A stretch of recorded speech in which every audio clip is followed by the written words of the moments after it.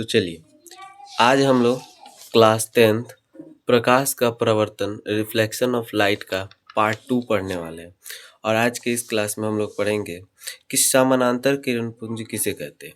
समानांतर किरण पुंज ऐसे किरण पुंज जिसमें प्रकाश की किरणें एक दूसरे के समानांतर होती है और बहुत अधिक दूरी पर स्थित प्रकाश स्रोत से जैसे सूर्य से आती किरण पुंज को ही समानांतर किरण पुंज माना जाता है। मतलब कहने का मतलब ये है कि देखिए ये जो किरण पुंज आप देख रहे हैं कि जो सीधा सीधा जा रहा है, सीधा सीधा जा रहा है, इसे हम लोग कहते हैं समानांतर किरण पुंज। ठीक है, इसे हम लोग कहते हैं समानांतर किरण पुंज। और फिर हमको पढ़ना है अपसारी किरण पुंज। इस प्रकार के किरण पुंज में प्रकाश की किरणें एक बिंदु पर आकर मिल जाती है। मतलब चारों दिशाओं से प्रकाश की किरणें आती है। जैसे ये देख रहे हैं आप कि चारों दिशाएं से प्रकाश की किरणें आ रही है और इस बिंदु पे मिल जा रही है। इसे हम लोग कहते हैं अभिसारी किरण पुंज। अभिसारी किरण पुंज। फिर हमको पढ़ना है कि पारदर्शी पदार्थ किसे कहते हैं। फिर हमको पढ़ना है कि पारदर्शी पदार्थ क्या है, पारभासी पदार्थ क्या होता है और अपारदर्शी पदार्थ क्या होता है। अपारदर्शी पदार्थ क्या होता है, तो सबसे पहले देखिए कि वे पदार्थ जिनसे होकर प्रकाश आसानी से पार कर जाता है उसे हम लोग कहते हैं पारदर्शी पदार्थ। मतलब जिससे प्रकाश की किरण जो होती है वो आर पार जा सकती है। जैसे जैसे देखिए, जैसे ये रहा कांच। आप कांच पे जब टर्च मारिएगा यहाँ से तो ये पास कर जाएगा। लेकिन उसका जब एक तरफ से आप थोड़ा सा उसको रंग दीजिएगा तो वो थोड़ा थोड़ा पास करेगा। ठीक है, तो देखिए वे पदार्थ जो उन पर पड़ने वाले प्रकाश के एक छोटे से भाग को ही अपने से होकर जाने देता है, उसे ही हम लोग पारभासी कहते हैं। मतलब पदार्थ है और किरण तो जाएगा, प्रकाश की किरण जाएगी, पर एक छोटा सा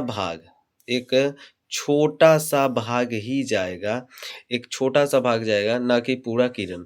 फिर घिसा हुआ कांच, जो मैंने अभी बताया, तेल से लगा कागज, बैलून का रबर, आंख की पलक, ट्रेसिंग पेपर, चर्म, रक्त, दूध, घना धुआं, हल्के बादल, ये कुहासा, ये सब जो है कि पारभासी पदार्थ का उदाहरण है। फिर आपको समझना है कि अपारदर्शी पदार्थ क्या कहते हैं। तो वे पदार्थ जो प्रकाश को अपने से होकर जाने ही नहीं देते हैं। कहने का मतलब है कि लकड़ी से आप प्रकाश की किरण को नहीं गुजार सकते हैं, लोहा से नहीं गुजार सकते हैं, पत्थर से नहीं गुजार सकते हैं, अलकतरा से भी नहीं आप गुजार सकते हैं, पेंट से भी आप नहीं गुजार सकते हैं, और मोटा गत्ता से भी आप नहीं गुजार सकते हैं, धातु की प्लेट इत्यादि, ये सब जो है वो अपारदर्शी पदार्थ है। चलिए, और फिर आजकल इम्पोर्टेंट टॉपिक जो कि एग्जाम में पूछा जाता है, प्रकाश का परावर्तन। ये हम कहें तो MVBI है, MVBI। ये मोस्ट वेरी वेरी इंपॉर्टेंट है टॉपिक, जिसको आपको समझना है। प्रकाश का प्रवर्तन होता क्या है, इसे ही हम लोग इंग्लिश में कहते हैं। प्रकाश के प्रवर्तन का इंग्लिश जो होता है वो होता है रिफ्लेक्शन ऑफ लाइट।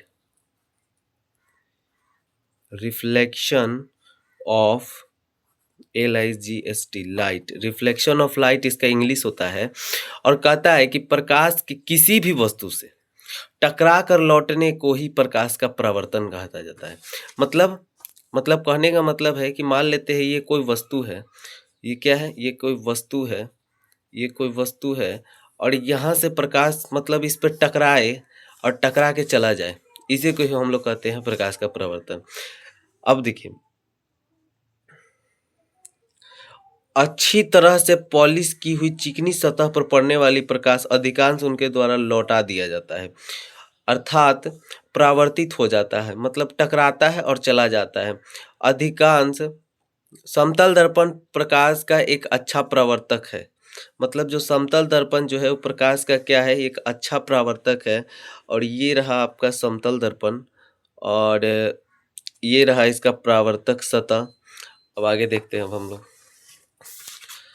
देखते हैं आगे लिखा हुआ है कि समतल दर्पण चिकने कांच की एक समतल प्लेट से बना होता है। अगर आपसे पूछा जाए कि समतल दर्पण किससे बना होता है, तो एक चिकने कांच की प्लेट से बना होता है। समतल दर्पण की प्लेट एक अच्छी तरह रचित कर दिया जाता है, मतलब उसको चांदी की परत जमा दी जाती है, तब जाके एक समतल दर्पण बनता है और पेंट से उसको रंग दिया जाता है। अच्छा, अब अगर आपसे पूछा जाए कि किरण आरेख किसे कहते हैं, तो प्रकाश की किरणों के पथ को दर्शाने वाली चित्र को किरण आरेख कहते हैं। किरण आरेख कहते हैं। ये आपका यहाँ पे खत्म हो गया।